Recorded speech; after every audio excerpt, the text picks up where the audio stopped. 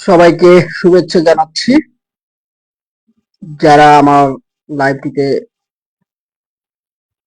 যুক্ত হবেন বা এই মুহূর্তে দেখছেন, সবাইকে শুভেচ্ছা। সেই সাথে আজকের এই দিনে আপনারা জানেন আজকে মহান বিজয় দিবস।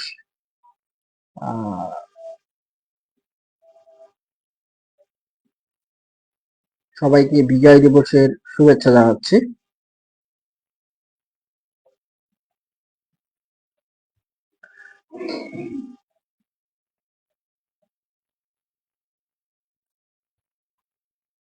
যারা যারা আমার সঙ্গে আছেন তাদেরকে ধন্যবাদ জানাচ্ছি। আজকের লাইভের বিষয় আমি আমার ডেসক্রিপশনে লিখে দিয়েছি।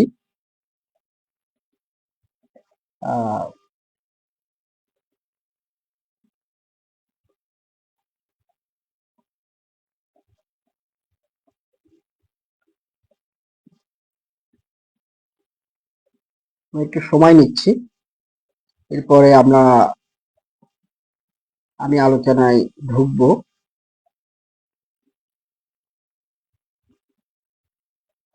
গোলাম মোস্তফা আমার লাইভটি দেখছেন, বন্ধু তোমাকে ধন্যবাদ আমার সাথে যুক্ত হওয়ার জন্য।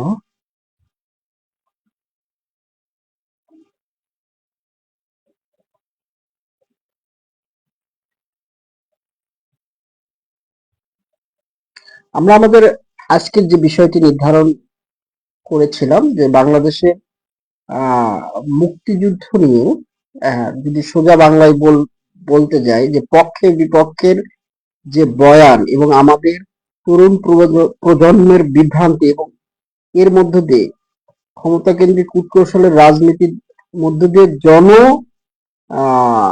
জনমানুষের যে রাজনীতি তা বঞ্চিত হওয়ার যে স্বরূপটা, সেটাকে সামনে আলোচনার মধ্য দিয়ে নিয়ে আসার প্রচেষ্টাটা থাকবে। সেই আলোচনার শুরুতে আমরা যদি এই বঙ্গভূমি, আগে আমাদেরকে এই বঙ্গভূমির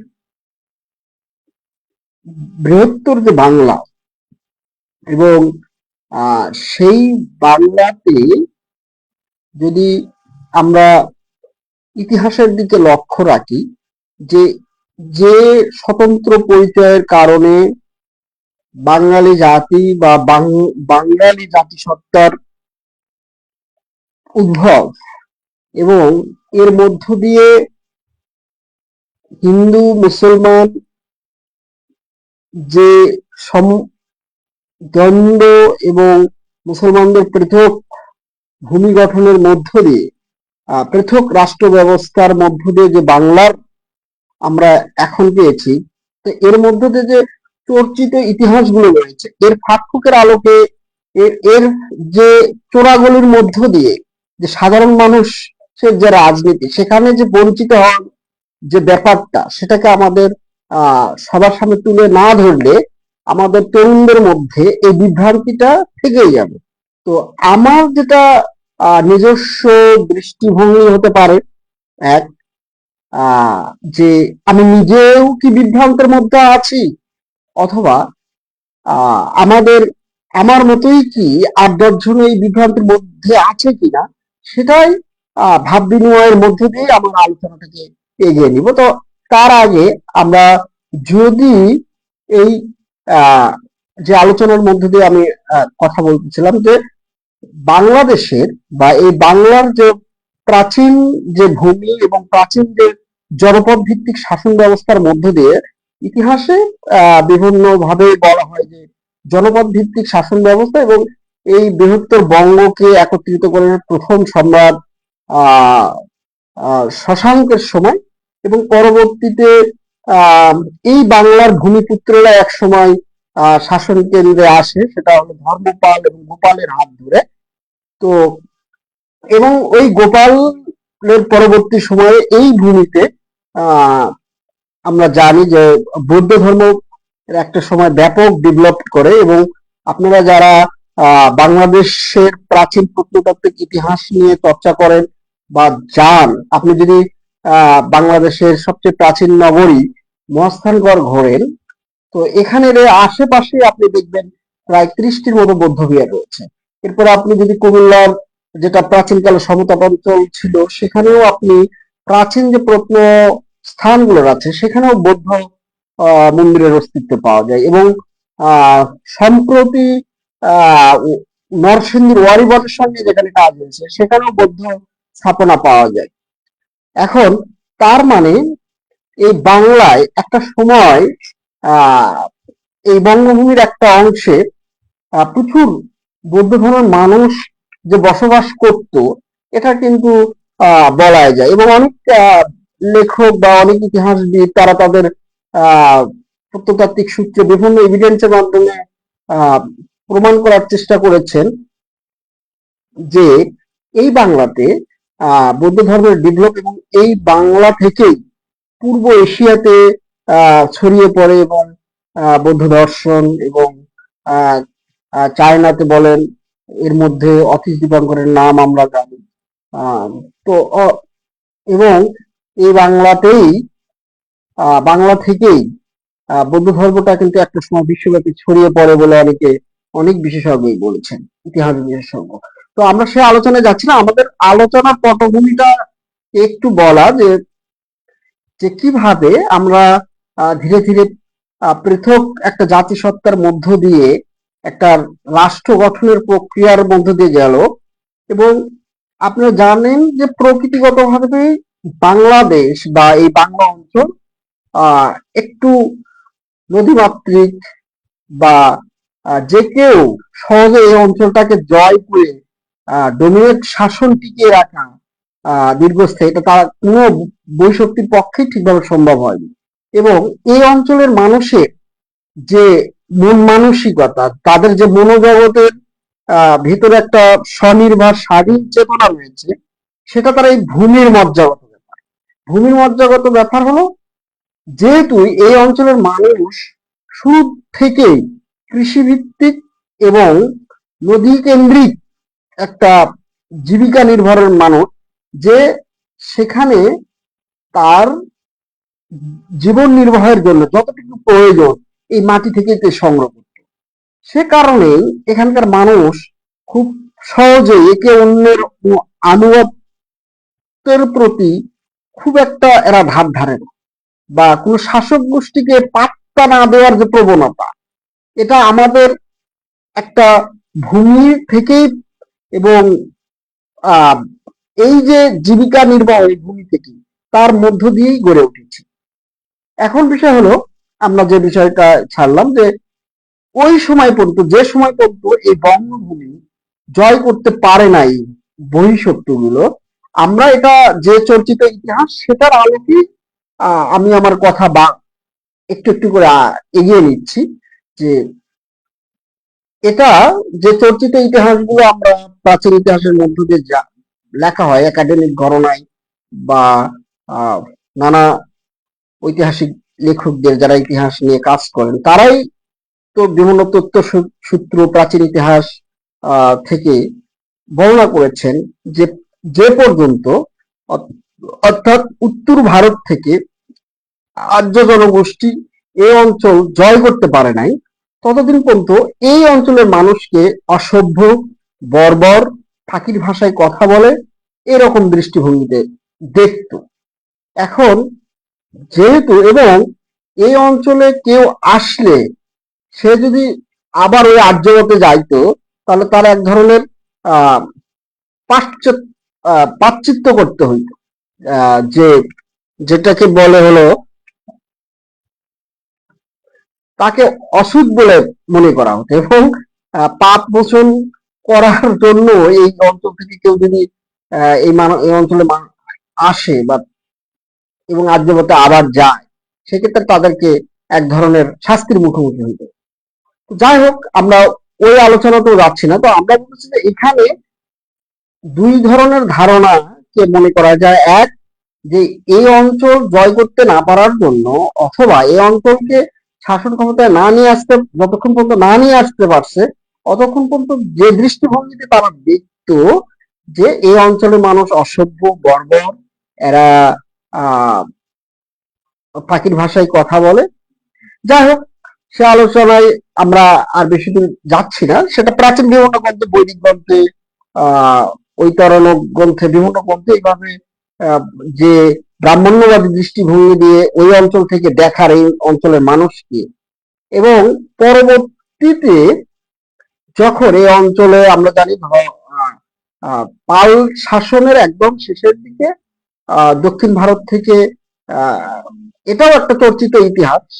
এখন সমস্যা হলো আমরা যে ইতিহাসটাই বলি না কেন, এটা প্রত্যেকটা ইতিহাসই এক একটা দৃষ্টিভঙ্গির আলোকে লিখিত হয়।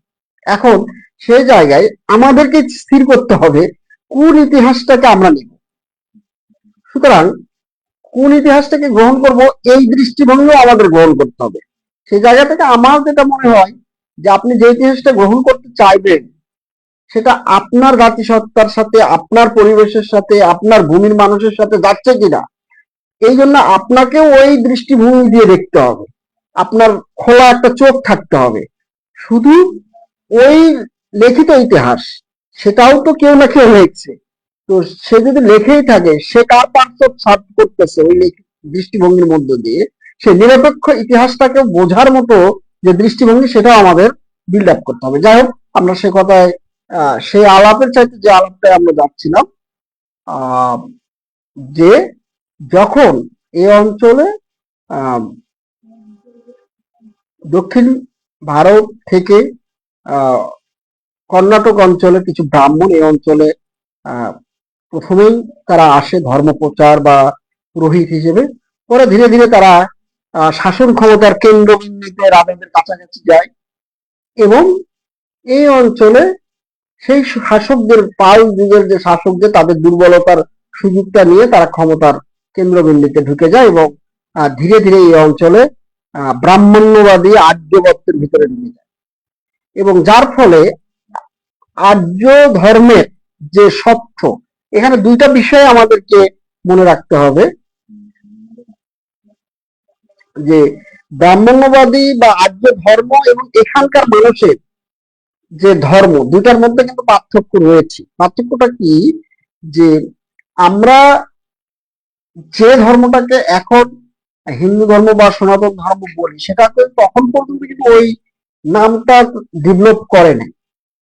বা আমরা এটাও ইতিহাসের বইগুলোতে আমরা সচরাচর পড়ে থাকি যে হিন্দু একটা সভ্যতার নাম, সিন্ধু অববাহিকার যে অঞ্চল, সেটাকে আহ আরব বা পশ্চিমেরা তারা সিন্ধুটাকে হিন্দু হিসেবে উচ্চারণ করতো বিধায় হয়তো বা এই অঞ্চলের নাম আহ হিন্দু, বা হিন্দু সিন্ধু থেকে হিন্দুর নামের উৎপত্তি। কিন্তু এই অঞ্চলে বাংলার যে যদি কি আমরা চিন্তা ভাবনা করি, সেই বাংলাতে হিন্দু ধর্ম বলতে যেটা বুঝায়, পার্টিকুলারলি সেটা কোনো নির্দিষ্ট কোনো ধর্মের মধ্যে পড়তো না। এখানকার মানুষদের যে বেশিরভাগ মানুষের আহ পাল যুগের সময়ে ছিল হলো বৌদ্ধ ধর্মের, বৌদ্ধ দর্শনের মানুষ। অর্থাৎ এখানকার যে প্রত্নতাত্ত্বিক নিদর্শন, প্রাচীন স্থাপনা, সবকিছু বিচার বিশ্লেষণ করে বোঝা যায় যে এই অঞ্চলে অনেক মানুষ বৌদ্ধ ধর্ম চর্চা করত। দ্বিতীয়ত, আহ কিছু লৌকিক ধর্মের মানুষ ছিল। লৌকিক ধর্ম বলতে এই অঞ্চলের ভূমি এবং মাটির সাথে, কৃষিকাজের সাথে সম্পর্কিত কিছু আহ আচার, পূজা, পার্বণ এগুলো ছিল। সেক্ষেত্রে সাপের পূজা, আমরা জানি এই অঞ্চলে প্রচুর সাপের উপদ্রব ছিল। সেখান থেকে সাপের পূজা, আমরা কিছু গাছের পূজা দেখি, বৃক্ষের পূজা দেখি। তো এরকম স্থানীয় কিছু পূজা, আপনারা যারা সুন্দরবন অঞ্চলে যাবেন, সুন্দরবন অঞ্চলের একটা ওই সুন্দরবন কেন্দ্রিক তাদের কিছু নির্দিষ্ট দেবদেবী রয়েছে। আবার আমরা যদি, আমার ব্যক্তিগত অভিজ্ঞতা, এখনো বাংলাদেশের গ্রামীণ অঞ্চলে দেখা যায় যে আহ বৃক্ষ পূজার প্রচলন রয়েছে। বৃক্ষ পূজার বলতে যেটা বোঝায়, বট গাছ, অথবা স্থানীয় ভাষায় একটা গাছ বলে শহরের গাছ, আপনি খুব খোলা চোখে যদি দেখেন, যেটাকে বুড়ির গাছ নামে বলে, এগুলোতে এখনো যারা আপনার দাদির বয়সী, নানির বয়সী, আমাদের প্রজন্মের, তারা এখনো ওই ওই গাছগুলোর প্রতি এক ধরনের মিট আছে এলাকা ভিত্তিক। সেই জিনিসগুলো আপনি যদি খোলা চোখে দেখেন, তখন বুঝবেন যে আসলেই আমাদের এই অঞ্চলের মানুষ এক ধরনের যে এই ভূমিকেন্দ্রিক যে ধর্মচর্চার প্রাচীন, সেটার সাথে তারা যুক্ত ছিল। পরবর্তীতে বৃহত্তর অংশ ধীরে ধীরে বৌদ্ধ ধর্মের মধ্যে যায়, এবং যখন আর্য অঞ্চলের ব্রাহ্মণ্যবাদী যারা পুরোহিত, তারা এই অঞ্চলে জয় জয় বলতে ধর্মকেন্দ্রিক যে শাসন ব্যবস্থার মধ্যে দিয়ে আহ আগমনের ফলে আমাদেরকে চতুর্বর্ণ প্রথার ভিতরে আটকে দেওয়া হলে এই অঞ্চলের কৃষক, জেলে, তাঁতি, সাধারণ মানুষ শূদ্র হিসেবে পরিগণিত হতে থাকে। শূদ্র হিসেবে পরিগণিত হওয়ার ফলে তাদের চিন্তার জগতে ঢুকিয়ে দেওয়া হয় যে তোমাদের কাজ হলো তোমার আপার লেভেলকে ছাড় করা, তোমার আপার লেভেলকে সেবা খেদমত করা।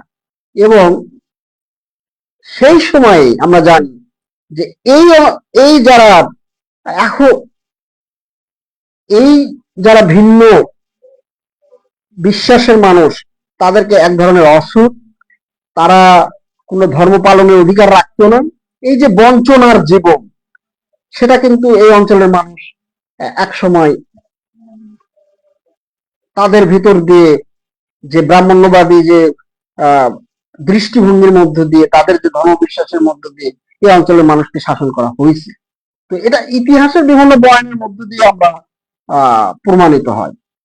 এখন আসেন সেই জায়গা থেকে, তাহলে এই যে আমাদের এই ভূমির মানুষ যারা কৃষিকাজের সাথে যুক্ত ছিল, যারা জেলে, যারা তাঁতি, যারা কামার, যারা কুমার, এক কথায় যাদেরকে এক ধরনের ছোট জাত হিসেবে দেখত যারা শাসন কেন্দ্রের ক্ষমতা ছিল, কিন্তু তাদের মধ্যে যে স্পিরিটটা ছিল, এই বাতায়ন থেকে বের হওয়ার যে আকাঙ্ক্ষাটা এই ভূমির মানুষের, সেটা যখন বৈশ্বিকভাবে মুসলিম বিজয় শুরু হয়ে যায়, এর মধ্য দিয়ে এই অঞ্চলের মানুষের মুক্তির স্বপ্নও দেখতে থাকে।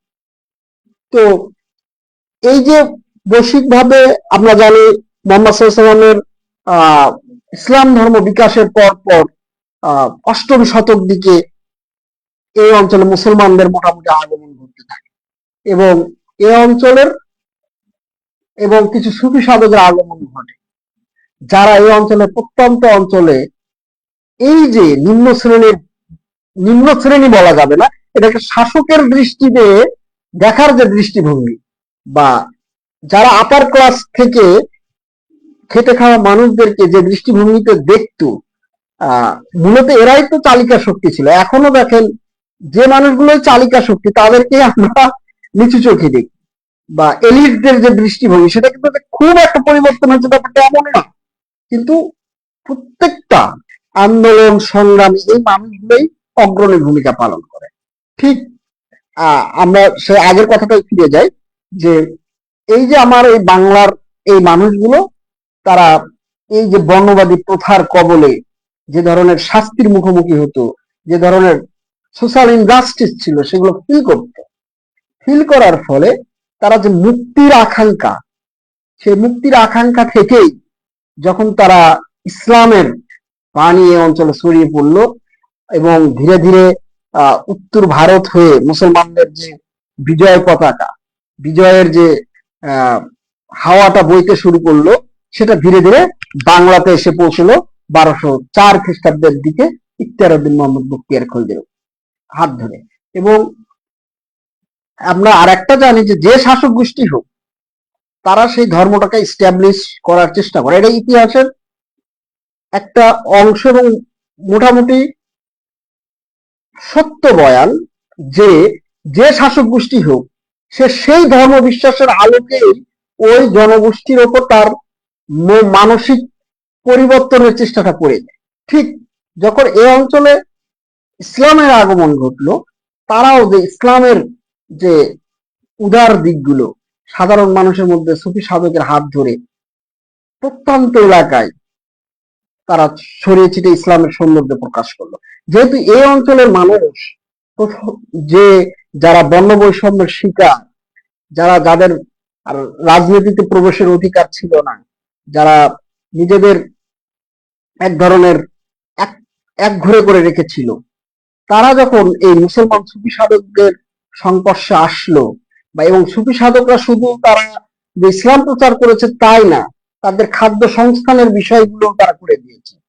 তারা খানকা খুলেছে, তারা কৃষিকাজের ডেভেলপ করেছে, এবং স্থানীয় মানুষ যখন দেখলো যে এই মানুষগুলো সত্যি আমাদের মুক্তির আকাঙ্ক্ষায় স্বপ্ন দেখায়, আমাদের আহ আর্থিক প্রণোদনা দেয়, খাদ্যের নিশ্চয়তা দেয়, এবং এই যে নির্যাতিত শোষিত মানুষের পক্ষে কথা বলে, যেখানে এক কাতারে দাঁড়ানো যায়, তখনই এই মানুষগুলো ধীরে ধীরে ইসলামের যে আহ সুমহান বা সুমহান যে আহ দৃষ্টিভঙ্গি, সেটার সাথে এক ধরনের সমন্বয়বাদী জীবনযাপনের মধ্য দিয়ে তারা দলে দলে ইসলাম ধর্ম গ্রহণ করা শুরু করলো। এবং সেক্ষেত্রে যে ইসলামী শাসক গোষ্ঠীরও একটা সহায়তা ছিল, তারা সহায়তা করেছে এই সুফি সাধকদের, তাদেরকে জমি দান করেছে, মসজিদের জন্য মুক্ত জমি দান করেছে,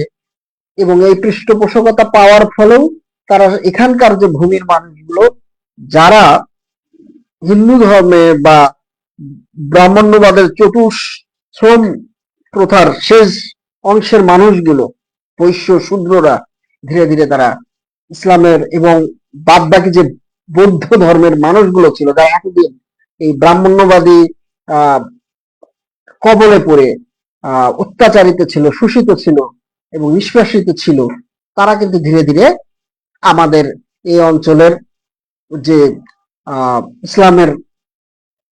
ইসলাম গ্রহণ করতে শুরু করে। তাহলে এবং তখন পর্যন্ত এই বাংলার এই অঞ্চলের মানুষ কৃষি সাথেই তাদের প্রধান জীবিকা, এবং কৃষি, মাছ শিকার, বস্ত্র উৎপাদন ওই সময়টাতে। তো আমরা যে জায়গাটা বলতেছিলাম, যে এই যে বিকাশ এবং মুসলমান সংস্কৃতির ধীরে ধীরে যে ডেভেলপ ঘটলো, এর ফলে এর পরবর্তীতে এখন সুফি ধারার যে ইসলামটা বিকাশ কিন্তু ওই সময়টাতেই হয়, যেটা ইরানের প্রভাব ছিল, বা সিরিয়া, ইরাক থেকে যারা এসেছিল, তাদের বেশিরভাগই সুফি ধারার ইসলাম বা পারস্য কেন্দ্রিক যে ইসলামের চর্চাটা, সেটাকেই এই অঞ্চলের মানুষের উপর প্রভাব ফেলে। এবং আমরা জানি যে এখানকার অনেক শাসকবর্গই শিয়া জনগোষ্ঠীর অন্তর্গত ছিল।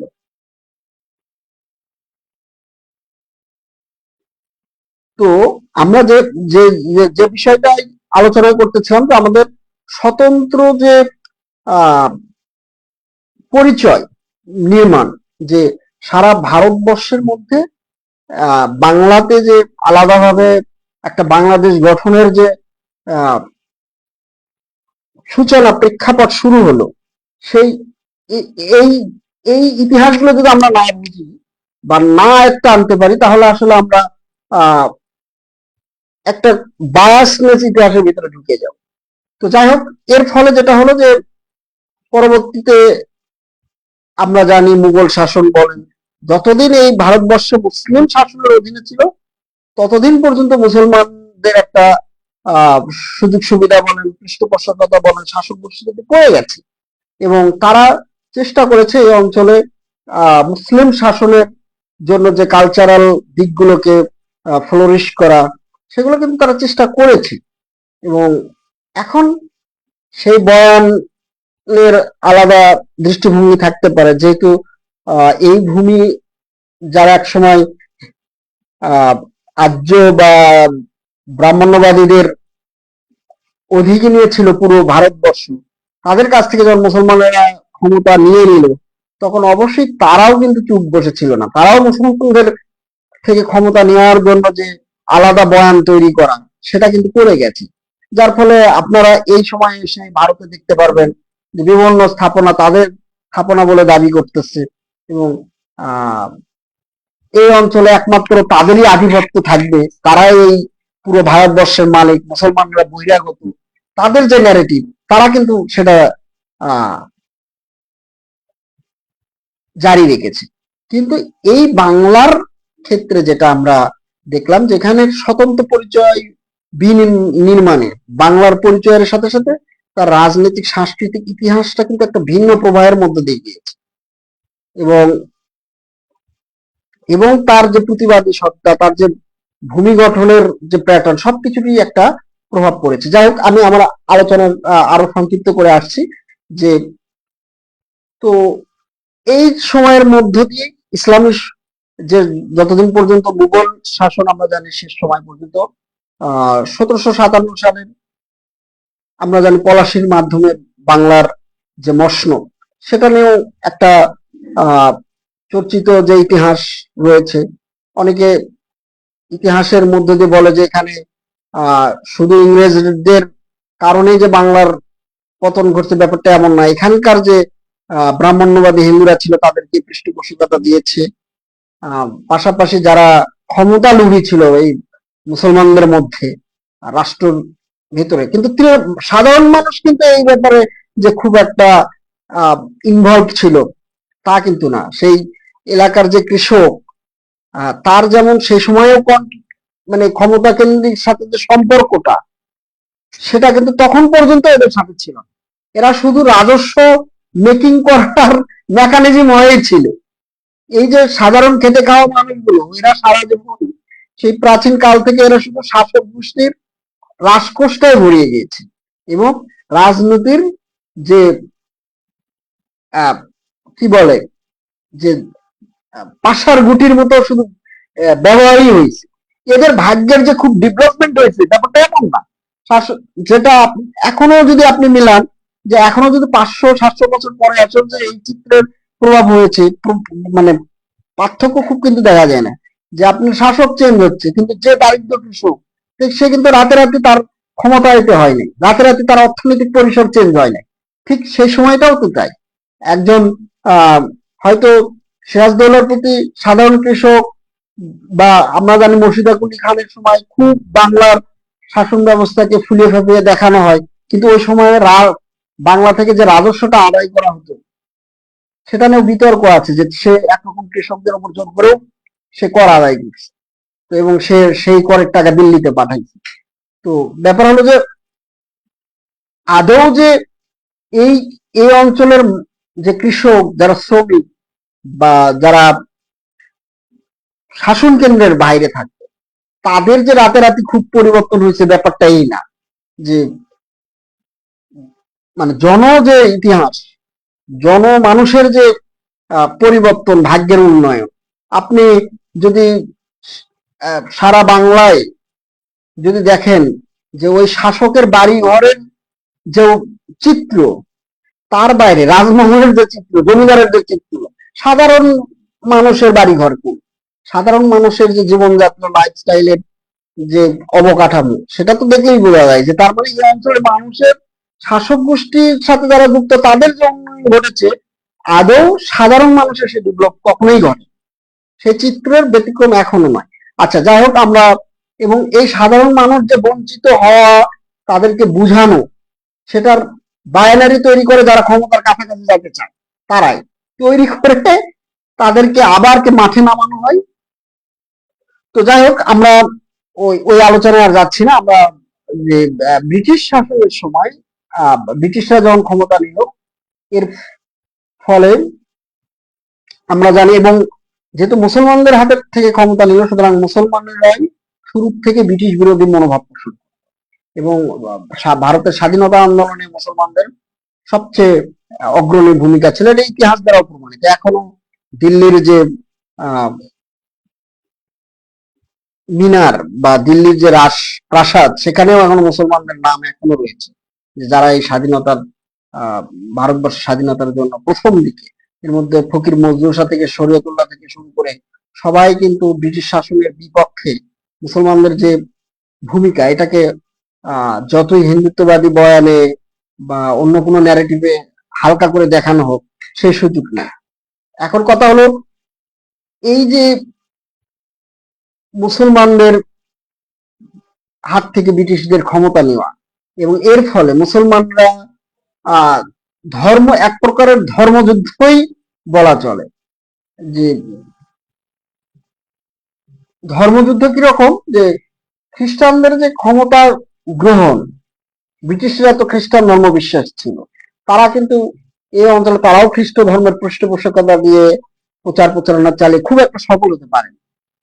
পরবর্তীতে তারা এই অঞ্চলের এই দুটি জাতিসত্তার মধ্যে ডিভাইড অ্যান্ড রুল যে প্রচলিত যে ধারণা, প্রতিষ্ঠিত যে ইতিহাস, যে হিন্দু মুসলিম ভাগ করো নীতিতে যে শাসন, প্রথম দিকে মুসলমানদেরকে দূরে সরিয়ে দেওয়া, শাসনের জন্য থেকে ক্ষমতার বলয় থেকে, শিক্ষা থেকে 100 বছর দেখা গেল যে 1757 থেকে 1857 বা এর আগ পর্যন্ত মুসলমানদের মধ্য থেকে শাসন ক্ষমতার কাছাকাছি, সিভিল সার্ভিসে খুব, মানে যারা যেহেতু শিক্ষাই নেয় না, ইংরেজি শিক্ষা তারা হারাম মনে করতো, বিভিন্ন ভাবে ব্রিটিশদের কাছাকাছি যাওয়ার সুযোগ ছিল না, এবং ব্রিটিশরাও মুসলমানদেরকে শত্রুতা জ্ঞান করতো প্রাথমিক অবস্থায়, যে কারণে তাদেরকেও ক্ষমতার কাছাকাছি বা তাদেরকে রাষ্ট্রীয় যে সুযোগ সুবিধা দেওয়া, সেটা থেকে তাদেরকে বঞ্চিত করা হয়।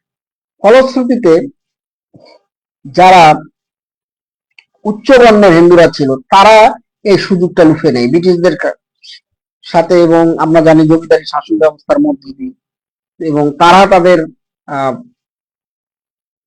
ব্রিটিশ আনুগত্যের কারণে তাদের মধ্যে যে সোসাইটি গুলো তৈরি হয়, যে তাদের রেনেসাসটা তৈরি হয়, এবং তারা ব্রিটিশ বিরোধী হয়ে ওঠে, সেটা কলকাতা কিন্তু।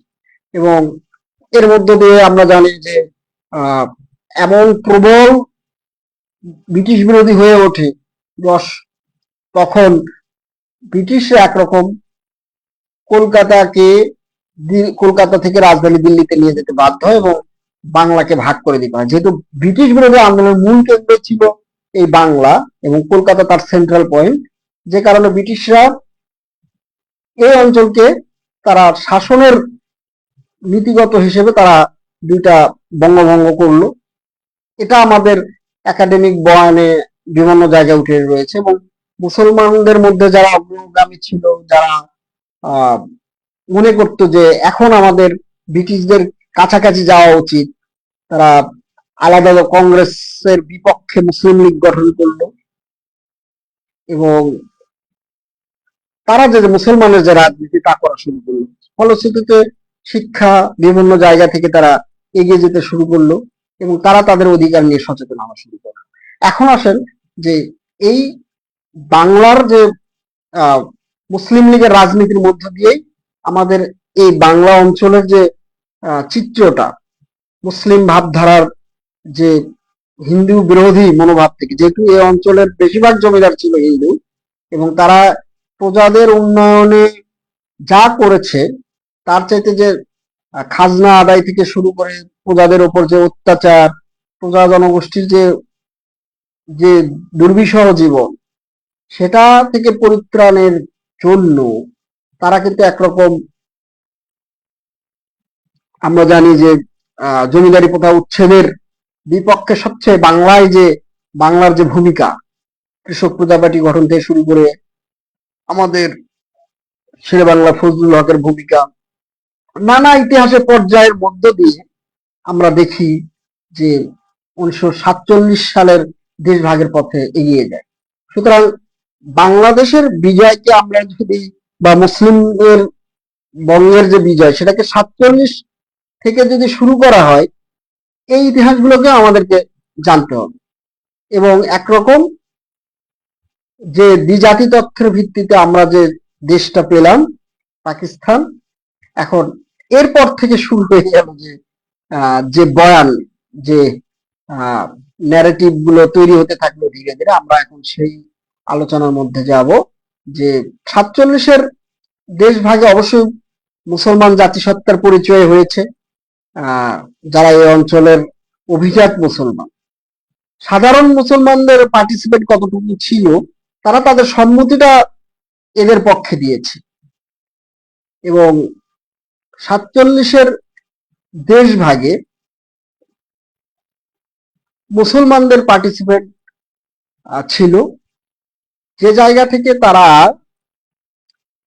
তাদের স্বতন্ত্র ভূমি পেল। স্বতন্ত্র ভূমি পেলেও বাংলার খুব ক্ষুদ্র অংশ পাকিস্তানের অন্তর্ভুক্ত হলো, এবং পাকিস্তান হওয়ার পরপরই আমাদের যে চর্চিত ইতিহাসের আলোকে ভাষা নিয়ে এখন এখানেই হলো মূল ভূ রাজনৈতিক খেলা। যেহেতু আহ বাংলাদেশটি ভারতের একদম নাভির মতো, ভারত যদি পুরোটা একটা দেহ হয়, তার নাভিটা হলো এই বাংলা। তো সুতরাং ভারতের মাথা ব্যথার কারণে বাংলাদেশ যে হবে, এটা স্বাভাবিকভাবে যে কোনো মানুষ যে কোনো দৃষ্টিভঙ্গিতে কিন্তু আমরা বুঝতে পারি। হ্যাঁ, তাহলে বৃহত্তর পাকিস্তানকে ভাঙার জন্য যে রাজনীতি, সেটা তো থেমে থাকবে না তাদের দিক থেকে, এটা যে কোনো রাষ্ট্রই করবে। পাকিস্তানকে দুর্বল করার মধ্য দিয়ে তাদের রাজনীতিকে চাঙ্গা করা, এটা আহ এই রাজনীতিগুলো কিন্তু বহির্বিশ্বে থেমে নাই, সেটা কিন্তু ভারতও তার ব্যতিক্রম না। এখন সেই রাজনীতি কার হাত ধরে তারা করে নেবে, সেটা তারা ডিপ্লোমেসির মাধ্যমে আহ তারা তাদের যেটা আমরা এখন রমসায় বিভিন্ন ট্যাগ দিয়ে থাকি, এই সেই, তো ভাষা আন্দোলন তার পটভূমি, ভাষা আন্দোলনকেও ওই ন্যারেটিভের মধ্যে ঢুকানো হয়েছে যে এটা ভারতের স্বতন্ত্রই অংশ, যেটা অনেকেই বলে বা অনেক নতুন করে তারা বলার চেষ্টা করে। তো বেসিক্যালি তো সেটা না। বেসিক্যালি এর মধ্যে দিয়ে আমার জাতিগোষ্ঠীর কি লাভ হচ্ছে, এটা আমি দেখবো। এটা ভারত ষড়যন্ত্র করে দিল না পাকিস্তানের ইয়ে হলো, এটা তো না। এর মধ্যে তো আমি আমার ভাষায় কথা বলতে পারছি, আমি আমার মাতৃভাষায় শিক্ষার সুযোগ পাইছি, এর ফলে বাংলা ভাষাকে রাষ্ট্রভাষা স্বীকৃতি দিয়েছে। তো সে জায়গায় এখানে একটু বিপক্ষ বয়ান যতই তৈরি করা হোক, আমি আমার দৃষ্টিভঙ্গি দিয়ে আমি আমার জাতিসত্তার পরিচয়ে আমি কতটুকু লাভবান হলাম, সেটাকে অবশ্যই বিচারে রাখতে হবে। দুই, আমাদের পাকিস্তান বিপক্ষ যত বয়ান তৈরি করা হয় যে আমরা ছিলাম বঞ্চিত, তো এখন এখানে নিরপেক্ষ দৃষ্টিকোণ ধরে যদি বলা হয়, দেশ ভাগের পর বাংলাদেশের এই অঞ্চলের মানুষ বেশিরভাগই দারিদ্র কৃষক শ্রেণীর মানুষ, যাদের মধ্যে শিক্ষা হারটা ছিল খুবই কম। তাহলে শিক্ষার হার যদি কম থাকে, আপনি 47 সালের ওই দিকে একটা বা 5টা গ্রাম মিলে হয়তো একজন গ্রাজুয়েট পাওয়া যেত, তাহলে আপনি একটা সেনাবাহিনীর অফিসার কই থেকে পাবেন? তাহলে রিক্রুটমেন্টের সময় অবশ্যই তো ওই ফিল আপটা করতে হবে। তো আপনি যখন একটা পাকিস্তান পিরিয়ডে সার্কুলার হয়েছে হয়তো বা, মানে এটা আমার বা যারা বলে সেই জায়গা থেকে বলা, সেই সার্কুলার ফিল আপ করার মতো মানে যোগ্যতা ফিল আপ করার মতো এই অঞ্চলের হয়তো সংখ্যাটাই কম ছিল। এখন সেটাকে যদি আমরা ওই পরিচয়টাকে রাজনীতির মানে পয়েন্ট হিসেবে ব্যবহার করি যে আমরা এই থেকে বাঙালিদেরকে বঞ্চিত করা হচ্ছে এবং সেই বঞ্চনার জায়গাগুলোকে দেখানো হচ্ছে, কিন্তু অ্যাকচুয়ালি চিত্রটা যদি আমরা ওই ওই ওই দিকটা দেখি যে আসলে ওই সময়ে বাঙালি মুসলমানদের মধ্যে বা এই অঞ্চলের মানুষের মধ্যে শিক্ষার হারটাই ছিল। যাই হোক, সেই যে ন্যারেটিভ গুলো আমাদের মধ্যে যে পাকিস্তান বিরোধী মনোভাব হয়ে হওয়া, এবং পাকিস্তান তো একটা কৃত্রিম রাষ্ট্র, এটা বলাই চলে, যে দুই অঞ্চলের যে ব্যবধান, দুই অঞ্চলের যে কালচারের পার্থক্য, ভাষাগত পার্থক্য, এবং এই অঞ্চলের মুসলমানদেরকে নানা আলোচনায় মুসলমানই মনে করা হয়। এখনো যদি আপনি যান সৌদি আরবে যারা প্রবাসী শ্রমিক, আমি তাদের কাছ থেকে গল্প শুনি যে বাঙালি মুসলমানকে তারা যে দৃষ্টিভঙ্গিতে দেখে, তারা তাহলেই বুঝবেন যে ওই অঞ্চলের আমাদের এই মুসলমানিত্ব পরিচয়কে ধারণ করে আমরা যেটা রাষ্ট্র গঠন করেছি, কিন্তু তারপরেও এই যে বাঙালিদেরকে তাদের কালার টোন, তাদের অপুষ্টি, বিভিন্ন কারণে তাদেরকে ছোট চোখে দেখা, এবং এখনো কিন্তু তাই দেখে। মানে এখনো যারা আমাদের প্রবাসী শ্রমিকরা সৌদি আরবে যায়, তাদের কাছ থেকে শুনবেন যে তারা এই বাঙালিদেরকে কোন দৃষ্টিভঙ্গিতে দেখে।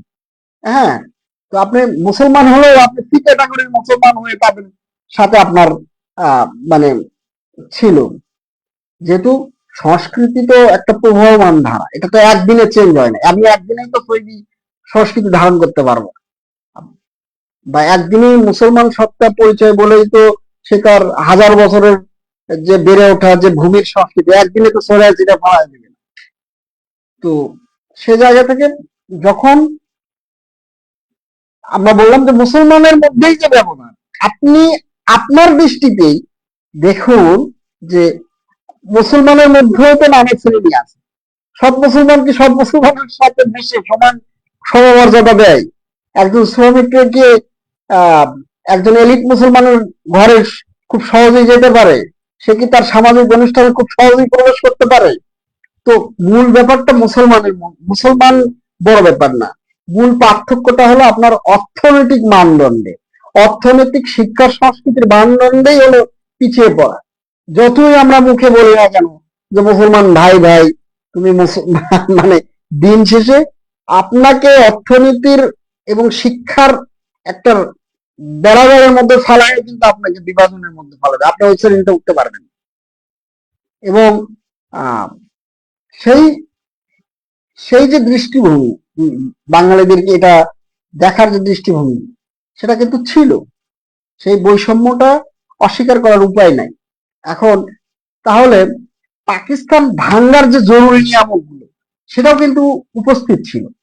তাহলে আমরা এটুকু বলতে পারি যে বাঙালি জাতিসত্তা পরিচয়ে আমরা যে একটা পৃথক ভূমি পাইছি, এখন সেটা যারা মুক্তিযুদ্ধকে বা আমাদের এই যে পাকিস্তান ভাঙ্গার ষড়যন্ত্র হিসেবে দেখে, এবং তারা মনে করে পাকিস্তান থাকলেই আমরা উন্নতি করতাম বা পাকিস্তান থাকলে ভারতকে দেখিয়ে দিতে পারতাম, ব্যাপারটা কিন্তু তা না। আজকে বাংলাদেশ সবগুলো অর্থনৈতিক প্যারামিটারেও যদি দেখা যায়, পাকিস্তানকে কিন্তু ছাড়িয়ে গেছে, ভারতকেও অনেক অংশে ছাড়িয়ে গেছে।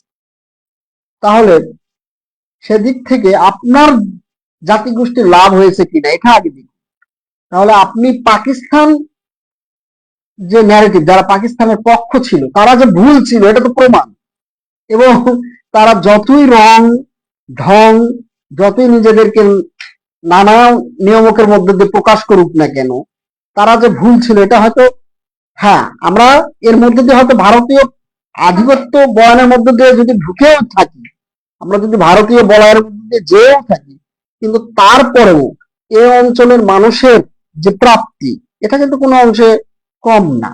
স্বতন্ত্র পরিচয়, স্বতন্ত্র আহ মানুষের ক্ষমতায়িত হওয়ার যে প্যাটার্নটা, সেটাও কিন্তু ঘটেছে। সেটা ভারত এবং পাকিস্তানের চাইতে এখানে বেশি ঘটেছে। এটাকে এ অর্থে দেখার সুযোগ নাই যে মুক্তিযুদ্ধটা ভুল ছিল।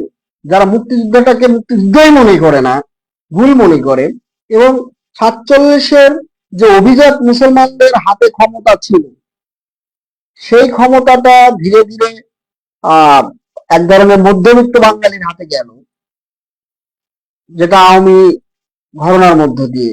এবং সেই যে তরুণ শিক্ষিত প্রজন্ম তৈরি হলো বিশ্ববিদ্যালয় কেন্দ্রিক, তারা কিন্তু উপলব্ধি করলো। আপনি বাংলাদেশের মুক্তিযুদ্ধের যে যারা শরিক হয়েছে, যে কৃষকের সন্তানটা, যে শ্রমিকটা, এটা তো দেখলেই বোঝা যায়। কিন্তু ধর্মীয় ন্যারেটিভের মধ্যে ঢুকে আবার অনেকে বলে যে আপনি কয়জন মুক্তিযোদ্ধা দেখতে পারবেন যারা আলেম বা মুফতি বা ওই সময় ধর্মীয় নেতৃত্বে ছিল যারা, তারা কিন্তু মুক্তিযুদ্ধের পক্ষে খুব মানে ছিলই না, পাকিস্তানের পক্ষে ছিল, এটাও সত্য। তাহলে আপনি কোনোভাবেই মুক্তিযুদ্ধ স্বাধীনতাকে কখনোই যে কোনো বয়ান দিয়ে আপনি পাকিস্তানের পক্ষে নিয়ে যেতে পারবেন না, এটাকে আপনাকে স্বীকার করতে হবে। এবং যে বিষয়টা এখন পরিষ্কার হয়ে যাচ্ছে ধীরে ধীরে, হ্যাঁ, মুক্তিযুদ্ধটা ভারতীয় আধিপত্যের মধ্যে ঢুকে যাওয়া মুক্তিযুদ্ধের মধ্য দিয়ে। এবং এটাও সত্য যে পরবর্তীতে মুক্তিযুদ্ধের পরে, বিজয়ের পরবর্তীতে যে ভূমিকাগুলো এর মধ্য দিয়ে আহ, যে শাসক বর্গ যারা আসে, এর মধ্যে দিয়ে যে জনগণের যে খুব একটা যে লাভটা আরো আগে হওয়ার কথা ছিল দ্রুত গতিতে, সেটা আমরা হইতে পারি নাই, এবং বিশৃঙ্খল পরিস্থিতির মধ্য দিয়ে গিয়েছে। সেখানে আমরা যদি দেখি যে আওয়ামী শাসন ব্যবস্থার মধ্যে যে নির্বাচন ব্যবস্থা, 73-এর যে নির্বাচন, সেখানে আমরা বঞ্চিত হয়েছি, সাধারণ মানুষ ভোট দিতে পারে নাই, এটা আমাদের বলতে হবে। এটাও ইতিহাসের অংশ। 2, রক্ষী বাহিনীর গঠনের ফলে এই অঞ্চলের বাংলাদেশের মানুষের সাধারণ মানুষ যে নির্যাতিত হয়েছে এই ইতিহাস তো মুছে দেওয়া না, বিভিন্ন বই আমরা দেখতে পাই। এর মধ্যে দিয়ে আমি আমি আমার খোলা চোখে যদি বলি যে শুধুমাত্র ইন্দিরা গান্ধীকে বিবাহ করতে চাওয়ায় কোন একটা 4 অর্ডার চলে, সেই লোককে রক্ষী বাহিনীর লোকজন বাড়ি এসে তাকে হত্যা করেছে। যে 4 দোকানে আড্ডার ছলে যদি কেউ বলে যে আমি ইন্দিরা গান্ধীকে বিয়ে করব, এর মধ্যে তো তাকে হত্যা করা যায় নয়। কিন্তু সে কারণে হত্যা হচ্ছে ব্যাপারটা এমন না। এটা এই বিষয়টিকে তার সাথে ব্যক্তিগত ঝামেলা অংশ হিসেবে সেইভাবে প্রমোট করে তাকে হত্যা করানো হচ্ছে। 2, মুক্তিযুদ্ধে যে মানুষ মারা গিয়েছে এটা নিয়ে বিভ্রান্তি ছড়ানো হয়, সেটা 30 লক্ষ না হোক, সংখ্যাটাকে নিয়ে। কিন্তু পাকিস্তানি বাহিনীর হাতে যদি একজনও মারা যায় আমার দেশের মানুষ, সেটাকে সংখ্যা দিয়ে কখনো বিচার করার সুযোগ নাই। আপনি 24-এর আন্দোলনে যে মানুষ মারা গিয়েছে সেটা 10,000 হোক 2,000 হোক, একটা জীবন যদি বিনা কারণে মারা যায়, বিনা ন্যায্যতার পক্ষে থাকার কারণে মারা যায়, সেটাই ওই 30 লক্ষের সমান হিসেবে আপনাকে মানতে হবে। সেই সংখ্যাটা কম বেশি এটা ডিবেটে আমরা যাবো, কিন্তু এই বিষয়টা যে আমাদের স্পিরিটের অংশ এটাকে আপনাকে মানতে হবে। কিন্তু আপনি যে 30 লক্ষ মারা যায়নি, ধর্ষিত হয়নি, এই বয়ানটা দিতে পারেন। আমি আমার মুক্তিযোদ্ধা যিনি মুক্তিযোদ্ধাদের প্রত্যক্ষ বয়ান আমি আমার নানার কাছে থেকে শুনেছি, বা যিনি পাকিস্তানি বাহিনীর ক্যাম্প থেকে কিছু সৈন্য তার গ্রামে ঢুকে বাস ক্যাম্পের জন্য বাঁশ কাটতে আছে, এবং তারা যখন গ্রামের মেয়েদের দেখে তখন তারা বলেছিল মানে মেয়েদের প্রতি যে অ্যাপ্রোচ সেটা ভালো ছিল না। এবং আমার নানা উনি নিজে বলল যে আমি সাথে সাথে ওই ক্যাম্পের যে প্রধান তাকে আমি বলি যে তোরা মুসলমান, কিন্তু তোর সোলজাররা কিভাবে আর এক মুসলমান নারীর দিকে দৃষ্টি দেয়। তখন ওই ক্যাম্পের যে ক্যাপ্টেন সে নিজে আবার তার সাথে এসে তার সোলজারদের নিয়ে যায়, যাই এই মুসলমান পরিবারের ওপর তোরা কেন, মুসলমান মেয়েদের প্রতি কেন তারা তোদের দৃষ্টি থাকবে। তাহলে এটা তো আমি নিজের মানে প্রত্যক্ষ বয়ানে যে এই যে বিষয়টা আমার নানার কাছ থেকে আমি শুনেছি। তো এটা যদি হয়ে থাকে হয়তো একটা জায়গায় সে সেভ করতে পারছে, এরকম বিভিন্ন জায়গায় হয়েছে, তাহলে নারীরা যে ধর্ষিত হয়নি আপনি কিভাবে বলতে পারেন?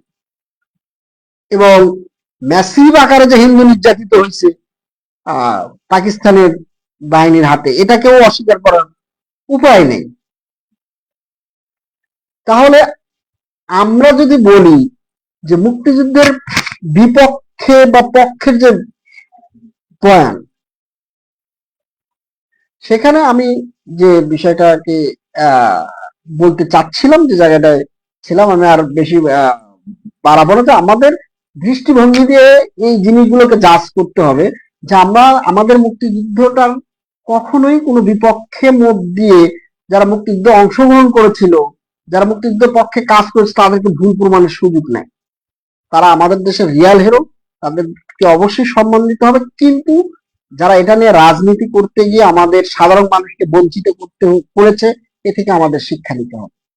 দ্বিতীয়ত, যারা মুক্তিযুদ্ধ বিরোধী বয়ান তৈরি করে নিজেদের ক্ষমতাকে পরিপুষ্ট করতে চান, তারাও কিন্তু সাধারণ মানুষ খুব ভালো চোখে দেখে না, এবং তারা যেহেতু মুক্তিযুদ্ধকে তাদের সম্পদ মনে করে, তাদের বীরত্ব গাথা মনে করে, অবশ্যই সেই জায়গায় আপনি যতই ন্যারেটিভ তৈরি করেন, আপনার যারা বিপক্ষ মত তৈরি করেন, এটা তাদের ভবিষ্যৎ যে খুব ভালো ব্যাপারটা এমন না।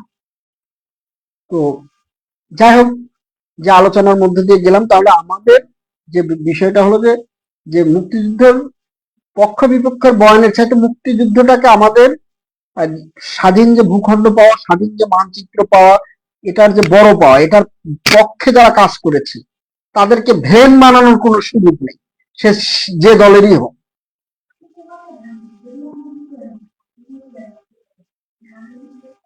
তাহলে তাদের প্রতি আমাদের শ্রদ্ধাটা থাকতে হবে। এখন তারা তাদের ক্ষমতা পরিপুষ্ট করতে যে যদি কোনো দেশের বলয়ে ঢুকে যায়, সেটা তাদের ব্যর্থতা বা তাদের পরবর্তী ভুল, এবং সেটা আমরা উদ্ধার করে আবার স্বতন্ত্রভাবে দাঁড়ায় দাঁড়ায় সেই জন রাজনীতি করা। কিন্তু ক্ষমতার কেন্দ্রে গিয়ে আপনি একটা হেজিমনি থেকে বের হয়ে আপনি কিন্তু দেখা গেল আর একটা হেজিমনির মধ্যে ঢুকে যাচ্ছেন, হয়তো সেখানে মার্কিন সাম্রাজ্যবাদের আন্ডারে চলে গেছেন, আপনি ভারতীয় হেজিমনি থেকে বের হয়ে আর এক দিকের ভিতরে আমাদেরকে ঢুকানো হচ্ছে। সাধারণ মানুষের এই দৃষ্টিভঙ্গিগুলো যতক্ষণ পর্যন্ত ক্লিয়ার না হবে, আমরা এক দল থেকে আর এক দলে বিভক্ত হয়ে শুধু বিষাদাগার করবে একে অপরকে। এর মধ্য দিয়ে আমাদের সাধারণ মানুষের কোনো ফায়দা হবে না। আমাদের সাধারণ মানুষের উন্নতি করতে হলে আমাদের সাধারণ যে খেটে খাওয়া মানুষ আছে, শ্রমিক আছে, এই 24-এর আন্দোলনে যে মানুষগুলো জীবন দিয়েছে, এর ম্যাক্সিমাম মানুষই খেটে খাওয়া মানুষ। এই আন্দোলন সম্পৃক্ত করা কি মুক্তিযুদ্ধের সময়ও তাই, ওই কৃষক পরিবারের সন্তানটি, ওই শ্রমিক পরিবারের সন্তানটি, 24-এর আন্দোলনেও তাই।